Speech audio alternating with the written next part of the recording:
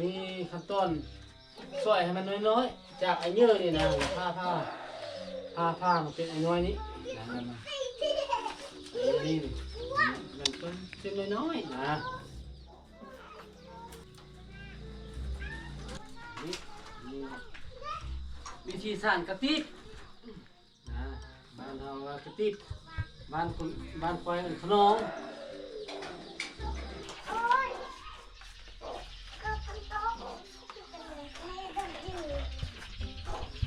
นั่นแหละมาดีสิเลยซ้อนยองไอซีโอไหมเอาไปเบิ้งกล้องอีกซ้อนยองไอซีโอรถเฟ่แล้วเนาะ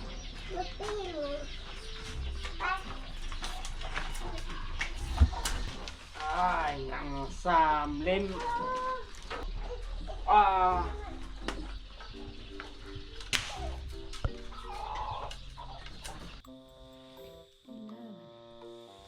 ขั้นตอนที่จะเริ่มสร้างมันเห็ดโครงใหญ่เลยกำไป2 มือก็ติดบางมือมันเห็นเนาะมันหลายบางมือก็น้อยได้โตติดตลอดดูเนาะ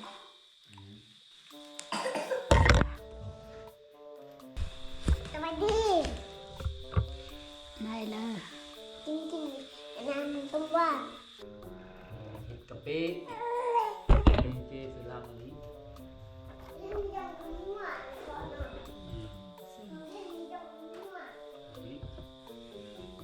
เป็นใหญ่ๆนี่มือกองน้อยยอมเป็นกองยอมที่ท้ายพ่อเองว่ะตัวนี้เลยมันตัวนี้มันอยู่นี่แล้วทำมาตัวนี้เอามาทำเทิงแล้วบัดต่อไปเนี่ยเอาตัวนี้ขึ้นเทิงตัวนี้อยู่รุ่มเลยอย่างนี้นะที่สามมันที่ด้านได้ไฟใส่วิปปิ้งยอมวิปปิ้งยังนอนละ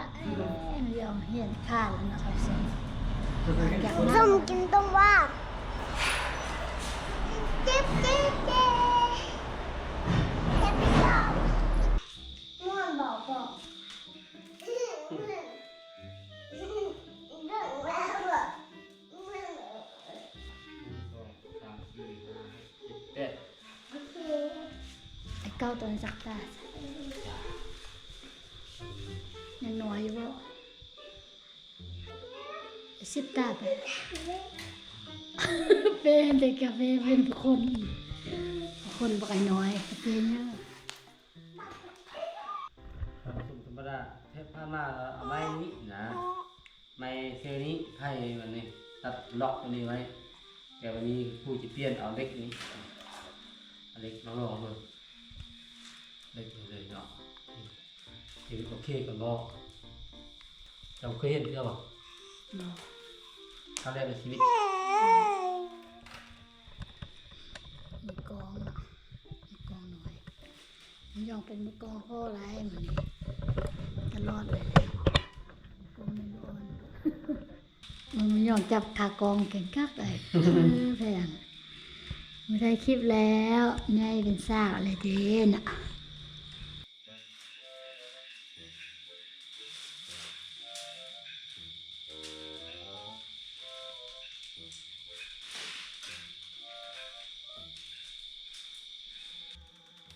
เดี๋ยวเราจากที่มัดเนี่ยชอบตัวนี้มันอยู่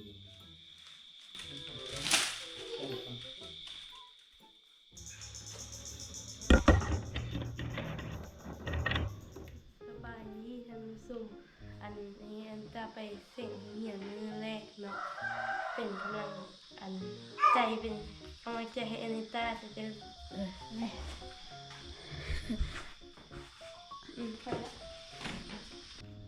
ไปแล้วจ้ะ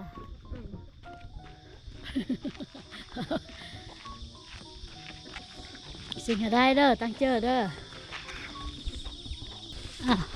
อาจารย์นี่เด้อ้าวสวย สร้างอันสองเฮ็ดก่อนไปแล้วเฮียน สองโมงยังบ่ได้โมงใช่ไหมกินข้าวก่อนป้า คนเมื่อกำลังย่างมาเหือน มาขอบใจตายคลิปขจังนะคลิปสนกับเอวเอา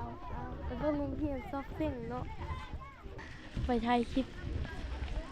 โอ้เหียนกำลังซอฟเสียงเลิกแล้วตอนนี้ เอาไปดิซอฟเสียงแล้วว่ะ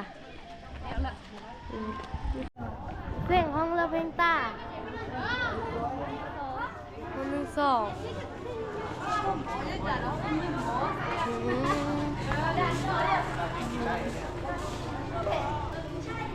โอ้เลิกแล้ว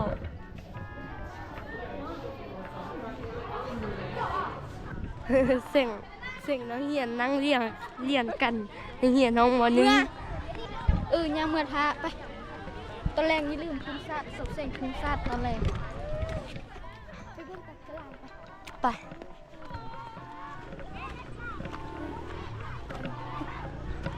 เลิกแล้ว ส่วนน้องบลัดเนาะเพราะว่าคนชอบเฮ็ดโลกาใช้ยังบ่มาใช่มีเวลา1 โมง 48 นาทีคนมาคุณพ่อเดินส่งไปเลยเพราะก็เริ่มได้ตักสมุนเป็นมือ2 โมง 11 นาทีผ่านไปเวมาฮอดน้ำตาปวดอยู่ห้องเนาะก็ล็อกไปกับคนตกเป็นมือเป็น2 ชั่วโมงก็ลงเข้ามาลงเฮียนก็3 โมงแล้วลงไปนิดนึงมาคนตกเราไปใส่ไปน้ำโอ้โน่นมันใกล้เดี๋ยวก็2 เฮ็ดเนาะได้หรอส่ง3 โมงค่ะลูกกระดองบลับเป็นหัวพอมันน่าเรียกหรอมันน่ากระดองบลับเนาะถ้าพ่อเป็นหัวพอเนาะสมได้ตัวสม ร้อน เป็นน้อยเลยแห้งเนาะ บ่มีบอลจะเซอร์เลย รักเขาพ่อ เออ รักเขาพ่อ หลังจากมาเลยเก็บหนังสต๊อกไปนั่งไว้ เก็บตัวนี้หัวเนี่ยตัวนี้ไอ้แก้มงเลย กระด้าง ไปฮอดไปเต็มไปชอบเฮ้ยมีทุกลูกใบ สอบ ท่านผู้ชมไปวานนี้เนาะแต่ฝนตกมายาก3 โมงพอเดือน คือลายจะได้เต้น อันนี้ ท่าอยู่นะ ใบตกถ้าไปใกล้ก็อุกแม่อยู่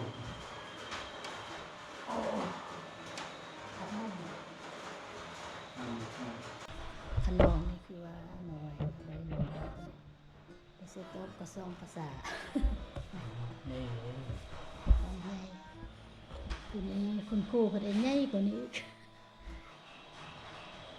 ตอนนี้จะซื้อว่ามันทิมเก้ๆ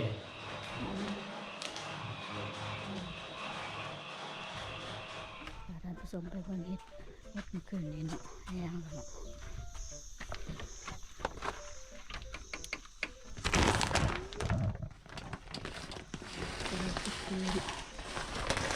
ตามมือไปใส่แล้วมันแห้งครับผู้ชมแจ้วเลย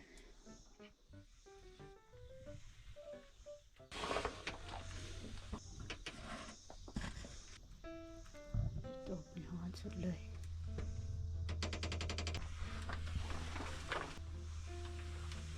ฮ้อนบอกมันนะมันฮ้อนอยู่ไร มันสุดมาเวลาเขาอบเห็ดนี่เนาะเวลาอยู่ตัวอบนี่มันสุดช่วงเราอบเห็ดนี่หน้าดำหมดเลยครับพี่น้อง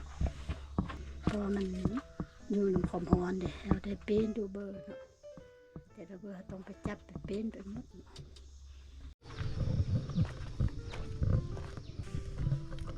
นี่จะเป็นบอลดอกไฟซะแล้วพี่น้องตัวนี้เราเป็นท่ออากาศเนาะไอ้ปอมเปลี่ยนไอเดียเมื่อเนาะแต่ก่อนไอ้ปอมจะเฮ็ดออกไปทางล่างเนาะมันไอคอนจะขึ้นฟ้าเลยแต่ตัวนี้เลยกลับมาอีกเนาะแต่ไฟพัดวงมาอีกจะใส่ได้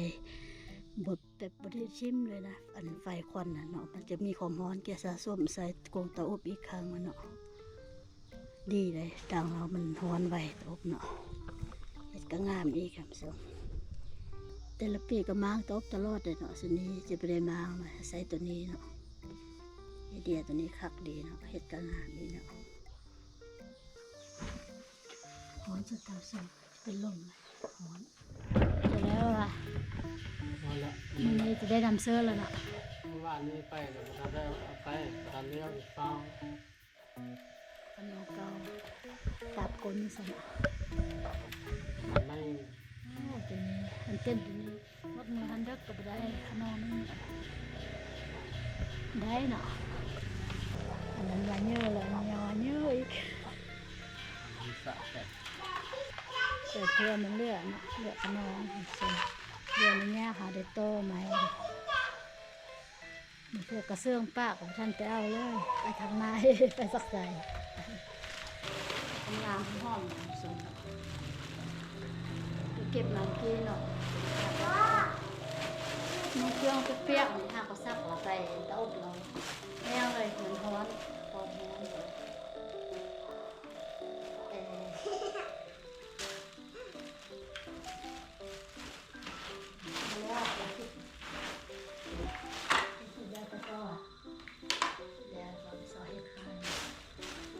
เวลาเป็นกลางคืนเลยกาใส่กาทำว่าเวลาตอนเที่ยงได้มีตรงที่เดินมันเป็นเวลา3:43 นาทีเนาะตอนนี้ไอ้ปอไปเก็บเห็ดแต่บ้านนี้ยังมาเทื่อเนาะเพราะว่าเรื่องเรียนเรื่องห้องสิ่งอะไรไป4 โมงเนาะไปเอาไปใส่เขามาไปวันใส่ตอน4 โมงประมาณ5 โมงตอนดึกมันพาไปเก็บตอน3 โมงไปส่งเก็บมาเก็บแต่ละเบอร์ต้องได้ค่ำหมดเนี่ยส่งก็เฮ็ดแบบเป็นหลักได้นอนครับส่งมาดูเรื่องต้องเพื่อนเฮ็ดไปส่วนขึ้นส่วนไฟใส่พวกว่าไปส่งอีป้าเป็นแบบใส่ยาใส่นี่กงห้องเลยเก็บไว้ยังอยู่ต่อไปยังไม่ยังโซ่ก็มีการลำบากไปเป็นตุ๊กอะไรไปเพราะว่าผู้ชายผู้ทานต้องจะขึ้นห้องไปโรงเรียนสู้สุดเขาจะได้เงินอันให้ดีกับมันง่ายเพื่อไปนอนครับมันออกไปได้ออกตลอดเราเป็นช่วงประมาณอาทิตย์นึงหมดสาวผมห้องหักมาประสานส่งได้สนุนไม่ใช่เต่า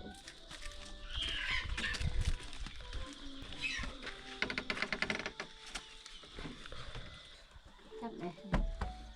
เขาก็จับเนาะ สวดเลยเก็บสิเต่า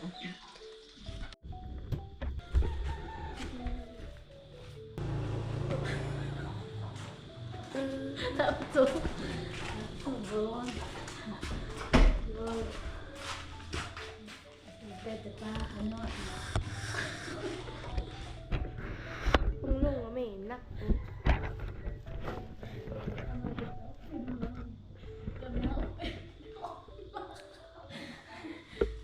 พอแล้วตัดสูงรักให้ขยันใจเป็นตายางรัก พอย่างอ้อมปลานัก ที่ว่าจะเก็บจะโต๊ะแต่ว่ามันท้องที่มันสูงจะเก็บเงินเสร็จแล้วจะ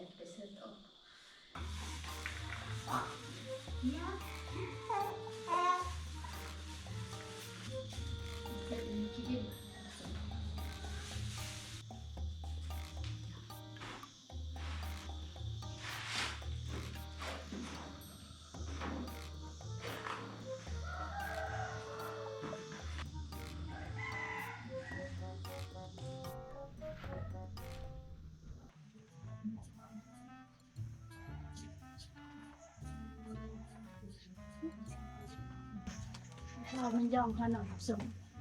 เราเป็นอันตาเป็นเหี่ยวหมด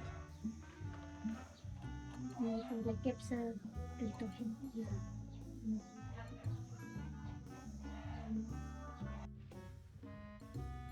ว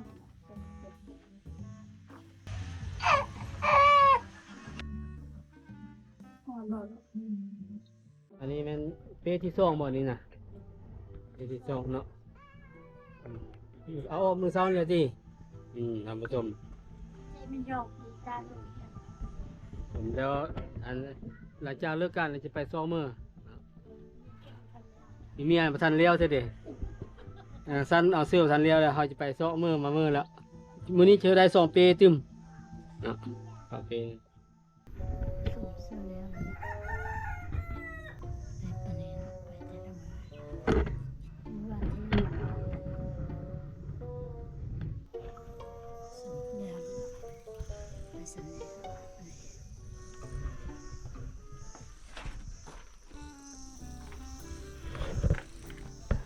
แล้วก็เดี๋ยวจะไปแกงกินนะครับสม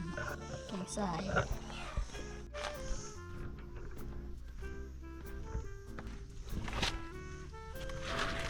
ก็ต้องได้ส้นตลอดอะ